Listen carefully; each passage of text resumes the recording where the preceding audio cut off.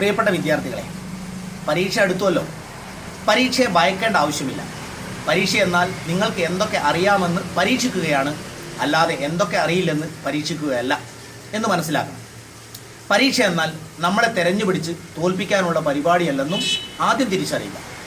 നിങ്ങളുടെ ഉത്തരങ്ങളിൽ ശരി അല്പമെങ്കിലും ഉണ്ടെങ്കിൽ അതിന് മാർക്ക് തരികയാണ് അധ്യാപകർ ചെയ്യുന്നത്. അല്ലാതെ ഉത്തരങ്ങളിൽ നിന്ന് തെറ്റുകൾ കണ്ടുപിടിച്ച് നിങ്ങളെ തോൽപ്പിക്കാനിരിക്കുന്നവരല്ല അധ്യാപകരെന്ന് വിദ്യാർത്ഥികൾ മനസ്സിലാക്കണം. ഇനി രക്ഷിതാക്കളോട്, പൊതുപരീക്ഷ വിജയിച്ചാൽ ഇഷ്ടമുള്ള വിഷയത്തിൽ ഉപരിപഠനത്തിന് ധാരാളം സാധ്യതകളുണ്ട്. ഇത് രക്ഷിതാക്കളും മനസ്സിലാക്കണം. എന്നാലേ ഒരു വിഷയത്തിന് അല്പം മോശമാണെന്നതിൻ്റെ പേരിൽ കുട്ടികളെ കുറ്റപ്പെടുത്തി പരീക്ഷയിൽ ആകെ അവരെ നിരാശരാക്കുന്നതിൽ നിന്ന് പിന്തിരിയാൻ കഴിയും. ജീവിതത്തിൽ നേരിടാനുള്ള അനേകം പരീക്ഷണങ്ങളിൽ ഒന്ന് മാത്രമാണ് SSLC പരീക്ഷയെന്നും രക്ഷിതാക്കൾ തിരിച്ചറിയണം. പരീക്ഷ അടുത്ത സമയത്ത് അനാവശ്യ ഉത്കണ്ഠകളും അമിത സമ്മർദ്ദങ്ങളും കുട്ടികളുടെ പരീക്ഷയിലെ പ്രകടനത്തെ ബാധിക്കാം. അതുകൊണ്ട് ഇപ്പോൾ പഠിക്കുന്നതിനേക്കാൾ നല്ല രീതിയിൽ പഠിച്ച് മികച്ച പ്രകടനം കാഴ്ചവെക്കാൻ ഒരു വിധത്തിലുള്ള സമ്മർദ്ദവുമില്ലാത്ത അന്തരീക്ഷം ഒരുക്കുകയാണ് രക്ഷിതാക്കളുടെ കടമ. ഓരോ ദിവസവും കഴിഞ്ഞ പരീക്ഷയെ വിശകലനം ചെയ്ത് വേവലാതിപ്പെട്ട് കുട്ടികളെയും ടെൻഷനിലാക്കി അടുത്ത പരീക്ഷയും മോശമാക്കുന്നതിന് പകരം എല്ലാ പരീക്ഷയും കഴിഞ്ഞ് ചോദ്യക്കടലാസ് പരിശോധിച്ച് എത്ര മാർക്ക് കിട്ടുമോ എന്ന് കണക്കാക്കാവൂ. അത് രക്ഷിതാക്കൾ ശ്രദ്ധിക്കണം. ഇനി പരീക്ഷയ്ക്ക് ഒരുങ്ങുമ്പോൾ പരീക്ഷയുടെ തലേ ദിവസം ഉറക്കമിളച്ചും ഭക്ഷണം ഉപേക്ഷിച്ചും പഠിക്കുന്ന രീതി ഒഴിവാക്കണം. മറ്റു ദിവസങ്ങളിൽ കൂടുതൽ പഠിച്ച ശേഷം പരീക്ഷാ തലേന്ന് നന്നായി ഉറങ്ങുകയും പിറ്റേന്ന് പരീക്ഷയ്ക്കുള്ള ഹാൾ ടിക്കറ്റും പേനയും മറ്റു സാമഗ്രികളും തയ്യാറാക്കി വെക്കുകയും വേണം.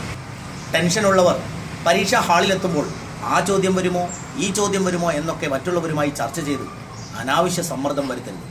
പരീക്ഷയ്ക്ക് പോകുന്ന സമയത്ത് അതുവരെ കാര്യമായി പഠിക്കാത്ത പുതിയൊരു ഭാഗം എടുത്ത് അവിടെയും ഇവിടെയും വായിച്ച് ടെൻഷൻ ഉണ്ടാക്കരുത്.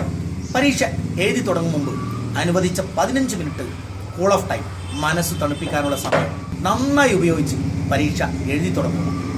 ചോദ്യക്കടലാസ് വായിച്ച ശേഷം ശരിയായി ശ്വാസോച്ഛ്വാസം നടത്തി മനസ്സ് തണുപ്പിക്കുക. ചോദ്യപേപ്പർ ആദ്യം പൂർണ്ണമായി വായിച്ചു നോക്കുക. അറിയാവുന്നവയും അറിയാത്തവയും കുറച്ച് അറിയാവുന്നവയും 3ആയി തരംതിരിച്ച ശേഷം ഏറ്റവും അറിയാവുന്ന ഉത്തരം ആദ്യം എഴുതുക. പിന്നീട് കുറച്ച് അറിയാവുന്നതും അതിനുശേഷം ഒട്ടും അറിയാത്തവയ്ക്കും സമയം നീക്കിവെക്കണം. ഓരോ ചോദ്യവും ശരിയായി വായിച്ചു നോക്കിയ ശേഷമേ ഉത്തരം എഴുതാവൂ. അല്ലെങ്കിൽ ഉപചോദ്യങ്ങൾ കാണാതെ പോയേക്കാം. ഉത്തരം എഴുതി കഴിഞ്ഞാൽ രജിസ്റ്റർ നമ്പർ എഴുതിയിട്ടുണ്ടോ, ചോദ്യം നമ്പർ ശരിയാണോ എന്നും അടിവരയിടേണ്ട ഭാഗം അങ്ങനെ ചെയ്തിട്ടുണ്ടോ എന്നുമൊക്കെ പരിശോധിക്കണം. ഏറ്റവും നല്ല പ്രകടനവും ഏറ്റവും നല്ല ഫലവും ലഭിക്കുക എപ്പോഴും ടെൻഷനെ നിയന്ത്രിച്ച ശേഷമുള്ള പരീക്ഷകളിൽ നിന്നാണെന്ന് ഓർക്കുക. എനിക്ക് എല്ലാ വിഷയങ്ങളും സമയക്രമം അനുസരിച്ച് പഠിച്ചു തീർക്കാൻ കഴിയുമെന്ന ആത്മവിശ്വാസത്തോടുകൂടെ പരീക്ഷ എഴുതുക. പാഠഭാഗങ്ങൾ ആസ്വദിച്ച് ടെൻഷനില്ലാതെ പഠിക്കാനാണ് പഠനപ്പാട്ടുകൾ നിങ്ങൾക്ക് വേണ്ടി തയ്യാറാക്കിയിരിക്കുക. ഇതിനുവേണ്ടി കാരറ്റ് എജു പ്ലസ് എന്നതിൽ സബ്സ്ക്രൈബ് ചെയ്തു കഴിഞ്ഞാൽ മുഴുവൻ പഠനപ്പാട്ടുകളും വിവിധ വിഷയങ്ങളിൽ നിങ്ങൾക്ക് ലഭിക്കുകയും ആസ്വദിച്ച് പഠിക്കുകയും ചെയ്യാം. Please subscribe now.